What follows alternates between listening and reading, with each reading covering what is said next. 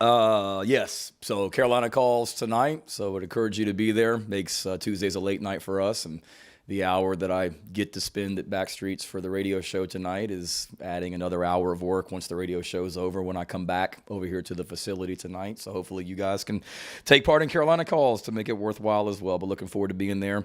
And then also be at Carolina calls, but also make sure you record on SEC Network. I believe it's tonight, right? SEC Inside. As you guys know, they do a behind-the-scenes access on every team in the SEC, and last week was our week. So as a team, we've moved on, and that game last Saturday is behind us, and we're looking forward. But some great footage and behind-the-scenes access of our program that'll be on SEC Inside tonight on SEC Network. Before we get going, just wanted to send our thoughts and prayers to Corporal Lucas Watts in the Oconee County Sheriff's Office. I know he was shot in the line of duty last week and was life-threatening, but from what I just saw on the local news a minute ago, it looks like he's doing much better. I know up there in Oconee County that's close to our opponent this week, so he may be a Tiger. That's perfectly fine.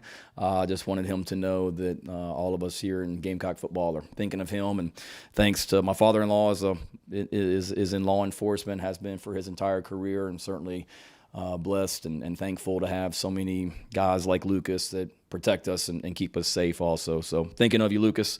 Love this week. If you love college athletics and college football, this is the best week of the year as well. It's what makes college athletics and college football special. I've been a part of a lot of great rivalries in my time in coaching, but nothing is like this one. State without, major pro sports in it. Everybody's either a Tiger everybody's either a Gamecock or a Tiger as well. And I was reminded of that. They had Jersey Day at my son's school last Thursday or Friday, I believe. And, he went to the little assembly at 8 a.m. for all the fourth graders and third graders and second graders and first graders and kindergartners at his school. And it was pretty cool. All you saw were, Garnet jerseys, which were the majority, but then also plenty of orange Tiger jerseys in there as well. So you were reminded of how important college athletics is to so many, particularly in a state like this as well, where you're either one or the other. Then they had an assembly, or he had his fourth grade performance later that same week. So it wasn't Jersey Day at the performance later in that afternoon, and was able to sneak over there and watch him perform in his fourth grade play. And in the auditorium, my wife and I were sitting on the second row, like in the second section, and then there was a walkway two rows in front of us, and where the kids walked to sit behind us, and the kindergartners walked in. And one of the kindergartners was two rows in front of me in the walkway, and he saw me. He's like, "Hey, Coach." And I was like, "Hey, buddy." Thought he was a fan or something like that. And then he kept going down the row in front of me, or the two rows in front of me, walked up the steps, and then came two rows behind me to sit down. That's where the kindergartners were going to sit, was behind me. So now he's two rows behind me, and I hear him behind me again. He's like, "Hey, Coach." I'm like, "Man, this guy's a big Gamecock." And I turn around. I'm like, "Hey, buddy." He goes, "You've won 4 games, is what he said to me. So I'm not sure if he was a Tiger or a disgruntled Gamecock, but I was reminded how important college football is to so many. And I wanted to be like, "Where's your dad?" Because I know you heard that at home somewhere as well. You didn't come up with that yourself as a 5-year-old, but true story. But in all seriousness, that's what you love about college athletics and what makes this game special. Got a ton of respect for the opponent that we're playing this week. A ton of respect for Dabo. There's been some great coaches that have come through Clemson, and for him to be the all-time winningest coach at that university, what an accomplishment for him. Much respect from that standpoint. They've done a great job this year just continuing to stay the course and get better. Obviously, turnovers were an issue for them. Had chances to win every game that they've lost, but they kept on playing hard. They kept believing. They kept fighting, and now they're playing their best ball with 3 great wins here over these last 3 weeks. kind of the same old story with them. Defensively, a dominant front seven. That's the difference between the SEC and other conferences, in my opinion, is the line of scrimmage. And they have an SEC defensive line, and they do every year. They do a great job. Carter and Trotter, the two linebackers, are lights out. Probably the best linebacker tandem that we've played. Two guys together all season, athletic and long in the secondary as well. Offensively, quarterback, is an athlete, can throw, can run. Had double-digit carries last week against North Carolina. They want to run the ball. They're a run the ball and physical group on the offense, averaging 100 and close to 180 yards a game rushing. The two running backs, Moffa and Shipley, are dynamic. Offensive line's been banged up a little bit like we have, and they've been mixing and matching, but they're playing really well as a unit here down the stretch, and got weapons at receiver and across the board. So defense or special teams wise, Shipley's back there returning kicks, and they do a good job special teams wise also. So it'll be a big challenge for us, and they have our full respect. Going to be a great game out there. It'll be a great environment, to fan bases, and that love what this weekend is about. Certainly, we need our fans to make this an unbelievable advantage for us being at home. That's a tough place to play up there. We saw that last year going up on the road and going down 14-0 early. Their crowd was a factor, and we need our crowd to really, really, really be a factor this Saturday night. Need them there to honor our seniors, so I would encourage all of our fans to be in their seats early. Our ceremony to honor our seniors should be roughly 7:15 on Saturday night when we come off the field from pregame warm-up. So just in case we're a couple minutes early, let's go ahead and say 7:10. But with those guys, to carry on, and so many of our seniors that have given so much to this university, they deserve that. So we need that to be a special ceremony for them at 7:10 before kickoff. And then we need that to be an electric environment throughout, not just at the beginning, but all night long and with no let up at all. But looking forward to it. It's a unique week with it being Thanksgiving also. So, we'll try and keep as normal a schedule as possible. Practice Thursday morning like we always do. Thursdays during the season, our players are done by 11:30, 12 o'clock at the latest. And this Thursday will be no different, being able to spend Thanksgiving with their families if they're in town, or luckily a lot of our guys live close and they may be going home with somebody or going to a coach's house as well. But we'll all spend Thanksgiving together as much as we can, and then back in here on Friday with a normal schedule. So looking forward to it. And with that, any questions? Shane, what's the situation update with DK, and also just kind of what can you say about what his legacy has been here? Yep. Sorry, I screwed that up again, Gene, and didn't get the injuries. I would say obviously Juju is out and everyone else is questionable. If they weren't going to play, I would let you know. DK has assured us he's playing. Knowing him, I don't doubt him. He was out there at practice in a limited role today. Same thing with Trey Jones, Case and Henry, Jackson Hughes. I wouldn't say they're probable, but it's not ready to sit here and say that they're out either. We'll see how they progress the rest of the week. And DK's legacy, you talk about a guy that loves this university, loves this state, loves this community, loves being a Gamecock. That's him through and through. I can remember coaching at Georgia and going into Fort Dorchester High School when he was a senior in high school, and seeing him and meeting him and talking to him, and then what a great player he was in high school, and then guy that works hard, great spirit about himself all the time, has done so much for this team, whether it be on special teams, whether it be as a quarterback, wide receiver, running back. He's just a really good football player, but a great young man that wants to give back to this state and this community. And he makes our program better on and off the field, and has since the time he decided to come to the University of South Carolina. Shane, going on from that, I'm not sure if you were aware of the tweet or X last night from Juice Wells sharing something along the lines that he'll be back next year, not playing. I know it might sound like a dumb question, but just because of the way it was worded, just for clarification purposes, did Juice talk with you at all about not playing this weekend, or is he one of those players that could be playing this weekend as well?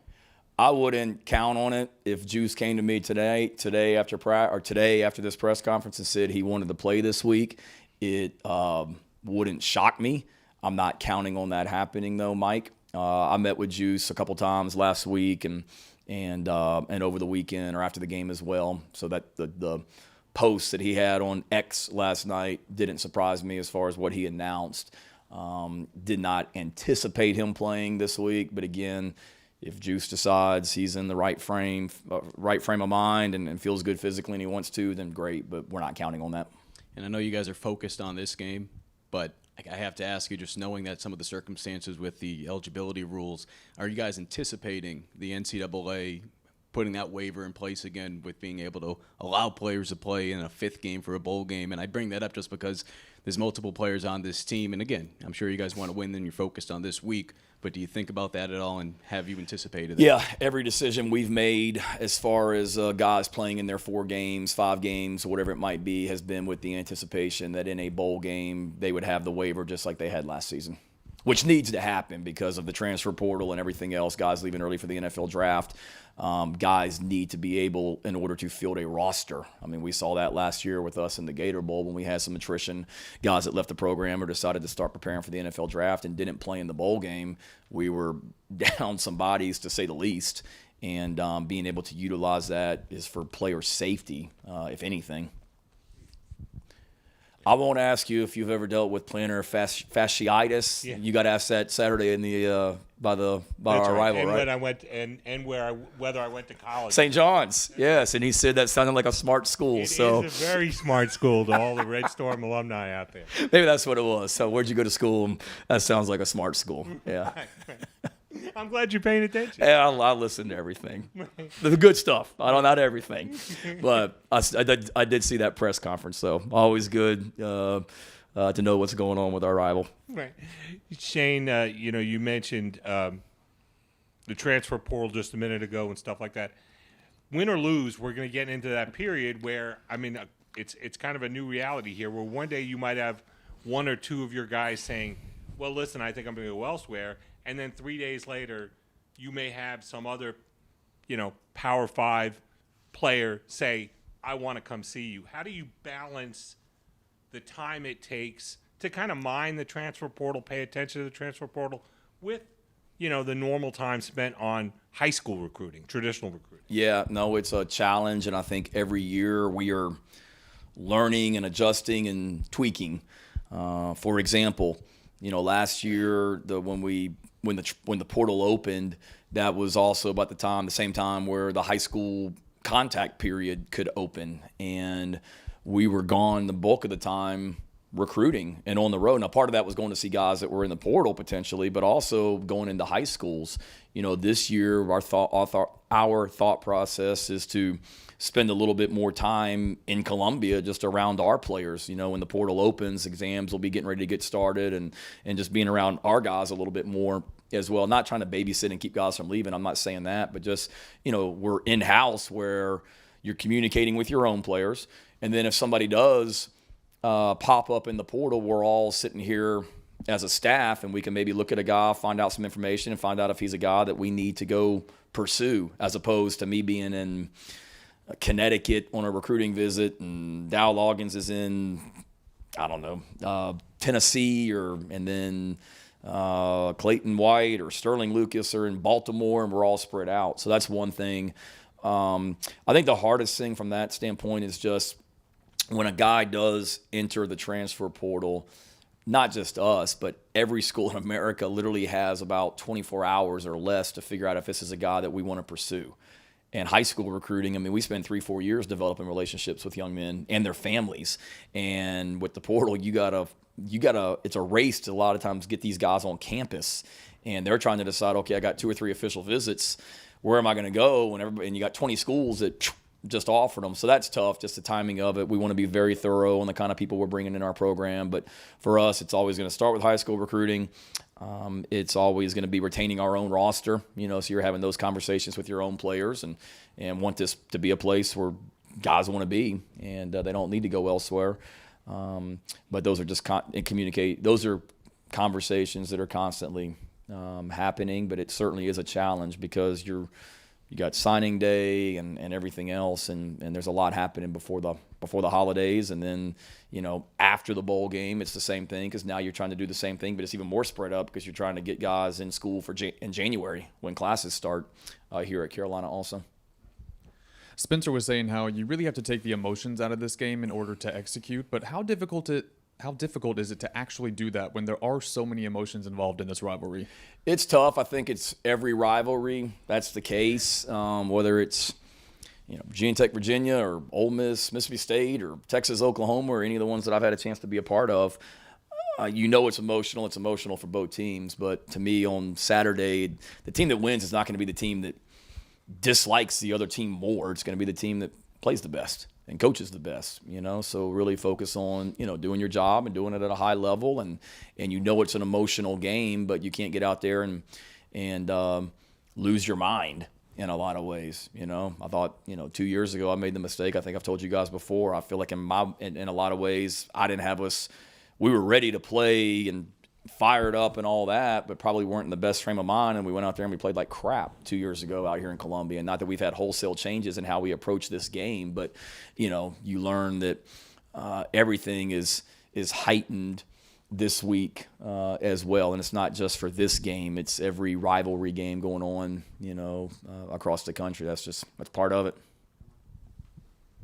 Shane, with the Senior Bowl invites for Spencer and for X, just what conversations have you had with those guys, and also, potentially with scouts and things, just about what their future might look like? Yeah, obviously we have scouts come through here all the time, and had general managers that were here at the game the other night, and constantly having those communications, not just with those two guys, but all of our guys as well. And honestly, with Spencer and Zay, really very little other than just to give them their invite the other day in that team meeting that y'all saw the video of. So there's guys that I've been having some conversations with, a little bit during this week, with senior night coming up as well, because certainly we have some guys that are going to walk in the ceremony on Saturday night, but also have eligibility if they want to come back. Spencer is one of them.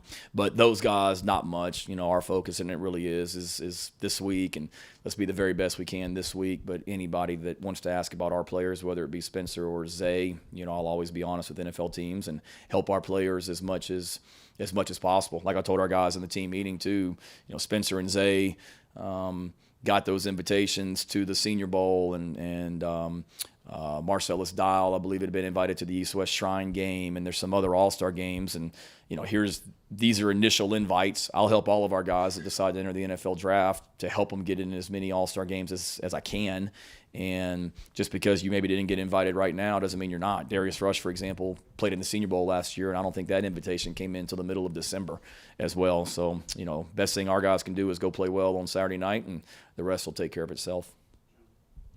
Yeah, Shane, non-football related question, if you will. Just what do you feel like, what does it mean to you that more eyes are going to be on this game than in years past, and that it has kind of become a hot ticket? And then kind of back to football, what has Xavier meant to this program, and what has it been like for you to see his hard work pay off this season? Yeah, no, to me this is one of the greatest rivalries in college football. And I know I've said it to you guys before. I think this thing is unique just because it's year-round. The passion and intensity in all the sports. Women's basketball, hopefully we can perform like Don's team did against them last week or whenever that was. And men's basketball, the attention and the intensity that baseball has when they play each other. I was at the game in Greenville and the game in Columbia last year when we played these guys. So it's just year-round, the passion for this rivalry. And, you want there to be that many eyes on it because it is. I watched this growing up, and it's a great rivalry, and I'm grateful and blessed that I get to be a part of it. And you want more eyes on it because if there are more eyes, it probably means that both teams are doing well. And I think it's great for the state of South Carolina when Clemson's doing well, South Carolina's doing well. We're both winning, and these games have extra meaning and magnitude each and every year, and that's what we want. That's what Dabo's striving for. That's what I'm striving for, and want to continue to make it even more meaningful each and every year. Ultimate goal is we play this game at the end of the season, and we're both getting ready to go play in a conference championship game, and both teams are highly ranked. I mean, that's the ultimate goal for both teams, I would imagine. And then Zay, he's just been unbelievable, just a testament to his hard work. The guy made himself into the player, that he is. And had some good moments before this season, catching the winning touchdown pass against Vandy 2 years ago and returning the kickoff last year against A&M and covering punts like he did last season, the catch he had against Notre Dame in the bowl game. So he had some good moments, but to see a guy that just developed throughout his career, was patient, just continued to work, never caused a single issue with anything. I mean, I don't remember the guy ever being on a list for anything since I've been here, missing a class, late for anything. He does everything right, and it's a great example for all of our players. When you work really, really hard, you do things right on and off the field, you treat people the right way, good things happen, and that's him to a T. Hey, Coach, what did it mean, for you last year to get that win over Clemson and to see a group of guys, break through and beat the Tigers on their, home field? And then second question for you, what's on the menu for Thanksgiving this year? Thanksgiving this year, I have no idea. I'll be here early Thursday morning working. I'd love to say that I'm going home and I'm cooking and all that. Thank God my in-laws are coming in from Mississippi. And my wife and all of her dad, they love to cook. So I'll get home on Thursday afternoon after we finish practice and all that and have a traditional Thanksgiving meal. And I'm not trying to cop out. I'll help in any way when I get home. It's just they're going to be cooking before I get there. I'm not that guy. And last year was really special. Honestly, I was just so happy for our fans. I mean, don't get me wrong. It's a great win for our football team, but just so happy for our Gamecock Nation, our fan base, our players, everyone that's affiliated with Carolina Athletics. That was a game that I know had been a long time coming, and one that's very important to this state and Gamecocks everywhere. And just to see the joy in our fans' faces, our players' faces, not just that day, but then throughout, the next year too, was pretty cool and something that I'll always, will always cherish and remember. Shane, hope you're doing well. Just wanted to ask you about Spencer real quick. It just seems like something about him just kind of really clicks when it comes to November this year and especially last year. Yeah. What can you kind of attribute to the success he's kind of had down the stretch? It's a good question. I don't know, kind of probably similar to Zay. He's just a guy that just continues to work. He doesn't get too high, doesn't get too low, is constantly trying to improve. Is a guy that, even though it's game 12, there's still things that he can be doing better. He knows that. Just continue to work on those things. And he's a competitor. So that's probably the one thing that jumps out is he's a competitor. And those games last year in November were big games on a national stage. And this month, the magnitude of the games continues to get bigger as we've won. Last week, national television against a really good Kentucky team. This week, national television against a really good Clemson team. And, Spencer's just a competitor that tends to, rise to the occasion the bigger the moment. With him, I think it's just making sure you don't get too amped up and just, keep poised and do your job. And then if you kind of think about it, this is like the last real week of the regular season where college football is kind of going to be in this state of before everything kind of changes next year with different conferences and realignment and all that sort of stuff. Just wanted to ask you, you've been around college football for such a long time now, Virginia Tech, other schools like that. What does this era of college football mean to you, and will you miss, the way things were before they change next year? Honestly, yeah, I'll miss it a lot. Some of the rivalries that unfortunately, have gone away. I'm a traditionalist. I'm sure there's old school SEC people that don't like that South Carolina's in the SEC. Or people, old school guys that don't like that Virginia Tech and Boston College are in the ACC. When that happened, however long ago, 10, 20, 30 years ago. But certainly. I'm a traditionalist. I hate to see some of the rivalries go away, some that I've been a part of. And but you also realize that just, times are changing, and however weird it might be that teams in California are now part of the Big Ten and teams in California are now part of the ACC, it's different. And but you also realize you better adapt and know that times are changing. But that's why I'm glad that this game will continue and things like that as well, because there are a lot of changes in college athletics, and people above me and a lot smarter than me are making those decisions. But, what we can't ever get away from is what makes this sport special, and that's the traditions and the environments and stadiums on Saturday afternoons. And no matter what, conference we're in the SEC, we're not going anywhere, but no matter what conference you're in, when you're across the street in Williams-Brice Stadium, it's going to be a rocking environment and special every single Saturday. And that's one thing that I know will never change no matter how much stuff changes around us. So when you do get home on Thursday, what will be your first side item that you put on the plate? Oh, man. Sweet potatoes, probably. Yeah. And I did see Mike's tweet earlier, post. I don't want to screw this up. I call it dressing. So I don't know if I'm wrong in saying that, if I completely upset half our fan base, but sweet potato, good. Okay, so Yankees that don't like dressing, or what?